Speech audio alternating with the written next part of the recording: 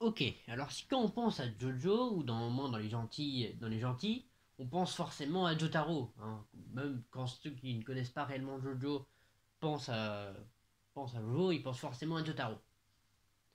Jotaro, c'est un petit peu le Jojo central, qui est, selon moi, le plus important dans l'œuvre, celui qui a fait le plus de choses.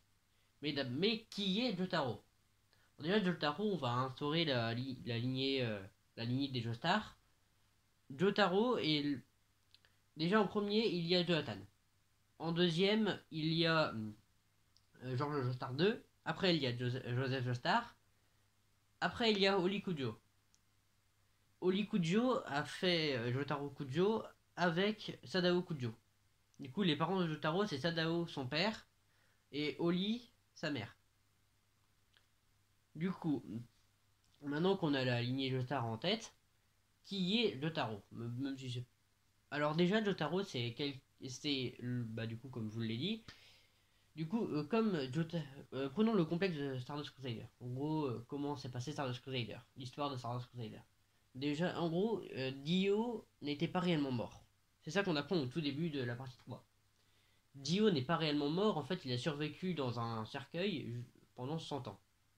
Du coup, Dio n'étant pas mort, et il est revenu et a fait bah, a découvert l'existence des stands et a voulu en avoir un et il a obtenu le stand The World et c'est là que j'en parle dans ma vidéo sur Dio.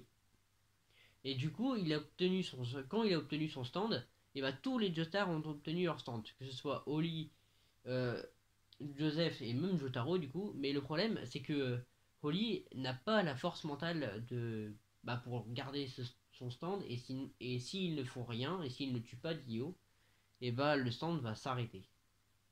Le stand, le, En gros, le stand va s'arrêter et bah Oli va mourir.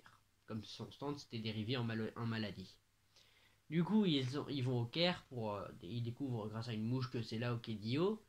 Et ils battent Dio. Et à la fin, un des plot twists les mieux, je trouve, les meilleurs plot twists, on apprend qu'en fait le stand de Jotaro, c'est-à-dire Star Platinum, qui est capable d'une excellente précision et qui a une grosse force mentale, enfin qui a une grosse force physique, d'ailleurs, ça m'étonne aussi que en fait, il pensait réellement que son stand c'est juste taper très fort.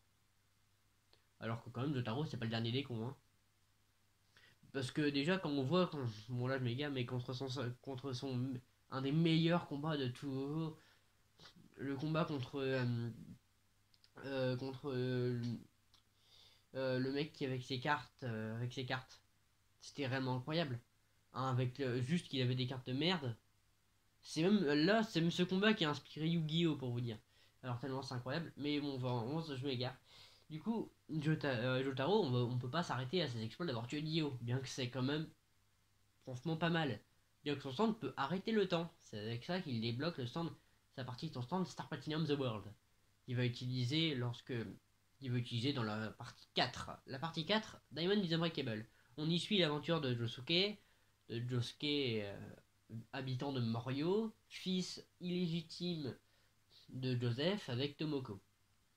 Du coup, Jotaro, en se rendant compte que bah, en fait Josuke existe, il va aller à Morio pour faire sa rencontre et va comprendre qu'en fait il y a des meurtres, il y a des Morio va mal parce qu'il y a énormément de meurtriers.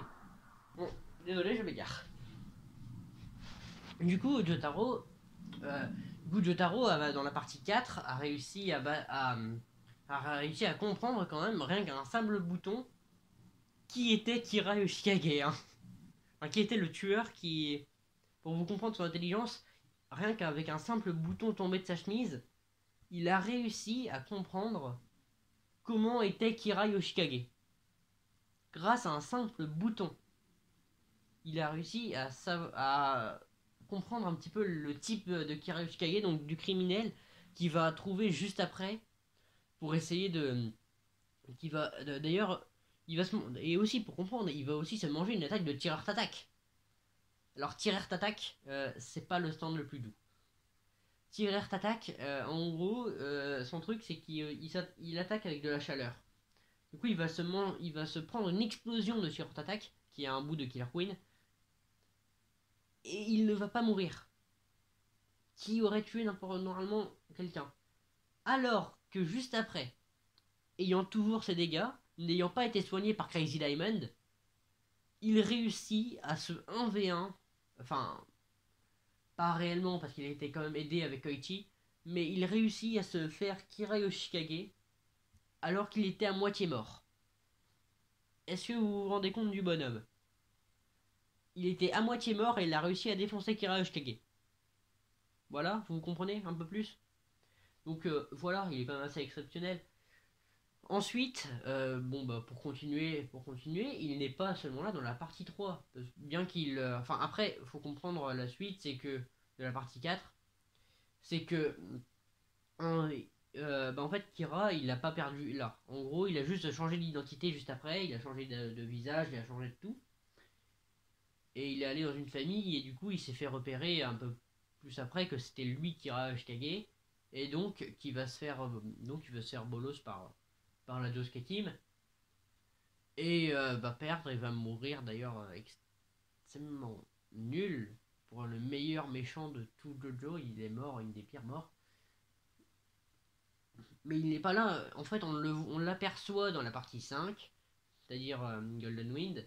On l'aperçoit, mais il n'est pas. C'est à peine un simple figurant qui passe par là. Hein. Enfin, il passe même pas. Il l'appelle avec Koichi au tout début de la saison, au tout début de la partie. Mais du coup, Jotaro est aussi là pour. Il a une fille, Jotaro. Jotaro, sa fille, c'est Jolene Kujo, qui s'est retrouvée en tôle parce qu'il y a eu un complot et que c'était Pucci, et que Pucci c'est un adepte de Dio, et du coup il était pas content que Dio est mort à cause de Jotaro, et du coup il a voulu se venger sur sa fille. Donc voilà, sauf que en fait le plan ça se passe pas très bien. C'est que du coup Jotaro va venir sauver sa fille en lui donnant un stand. Et son stand ce sera Stone Free, pas Stone Ocean, pas Stone Ocean de Netflix. Mais ça c'est juste les noms nuls de l'anime. Stone Free.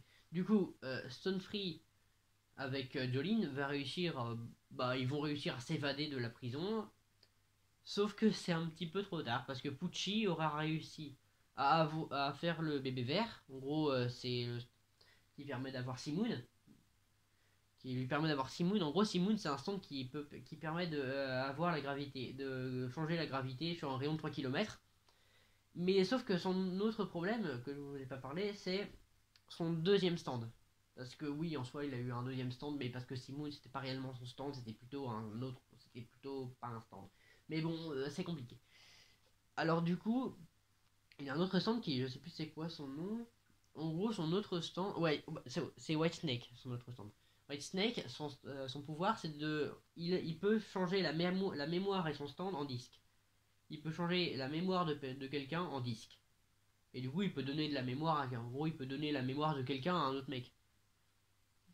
Et il peut aussi donner le stand de quelqu'un à un autre mec. Du coup, en gros, ce qu'il avait prévu, c'est d'enlever Star Platinum de Jotaro et de le donner à quelqu'un d'autre.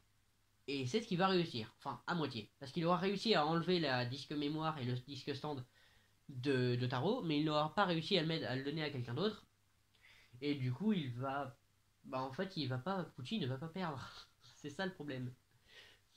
Mais il va réussir. En gros, son but, lui, c'est d'atteindre le paradis à Pucci. Pucci, son but, c'est d'atteindre le paradis.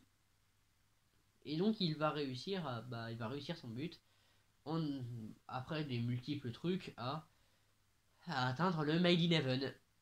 Et oui, Made in Heaven, qui est un des stands les plus puissants de tout Jojo. Le Made in Heaven, je pense que tout le monde connaît. Le stand qui permet, en gros, il permet d'avoir un accès infini à la gravité permettant de accélérer le temps. En gros, il peut accélérer le temps autant qu'il veut. Et du coup, c'est pour ça qu'au final, le soleil, quand on le voit, c'est qu'un anneau qui passe à travers la Terre. C'est réellement étrange, mais ça fait penser que Pucci fait réellement peur. Et du coup, il va réussir à faire qu'en fait, la Terre, au bout d'un moment, elle va reboot. Parce que tous les objets sous ça vont aller extrêmement vite. Et là, c'est purement l'hécatombe. Jotaro meurt. Jolene meurt. Oui, Jotaro meurt. Oui, Jotaro, il meurt. Oui, Jotaro, il meurt. Donc c'est là que Jotaro va mourir, mais pas complètement. Là, il est entièrement mort. Jolene meurt. Alors là, rien que là, la famille Joestar est dans la merde. Hein, parce que il reste plus que dans les vrais termes Josuke. Bah oui, mais Josuke va mourir après. Bon, on le voit pas, mais ça on est sûr. Le seul survivant à ça, il y a que deux survivants.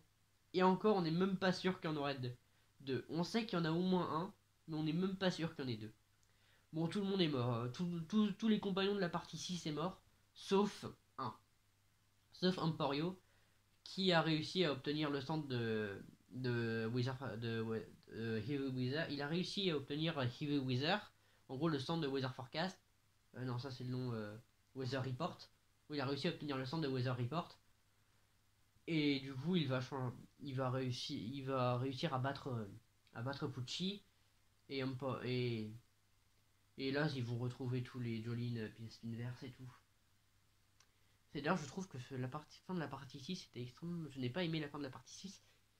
Parce que bah, déjà, elle est complexe, mais après, bon, c'est Jojo quoi.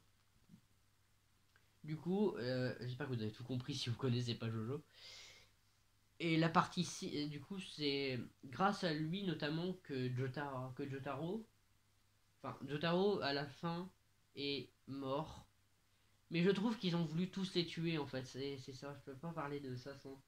Je trouve que Araki, le mangaka qui a derrière Jojo, a eu l'idée a eu l'idée déjà avant de passer à la Steel Ball Run, donc de un petit peu reboot, parce que comme là, comme quand il l'a écrit, on était déjà en 2000, et du coup, il pouvait pas écrire dans le futur, ça aurait complètement été bidon.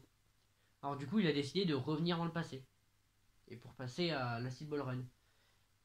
Mais du coup, est-ce qu'il y a des Jotaro, est-ce qu'il y a une version du Spinverse, c'est-à-dire une version de l'autre univers, comme Dio à Diego Bando? Eh bien, ouais, on pense que c'est un petit peu Josefumi Kujo. Mais je peux pas vous spoil la partie 8 ça, qui n'est pas encore sortie en animé. Alors je pense que je vais pas le faire parce que la partie 8 est tout bonnement ma partie préférée de Dolean. C'est franchement trop bien. N'hésitez pas à aller lire Jojo si ce n'est pas déjà fait, allez regarder Jojo. Sur ce, bah, je pense que c'est comme ça que cette vidéo va s'arrêter. J'espère que vous avez bien compris l'intérêt qu'a Jotaro, le truc que Jotaro est le Jojo le plus important de toute l'œuvre. Et donc voilà, c'est ciao.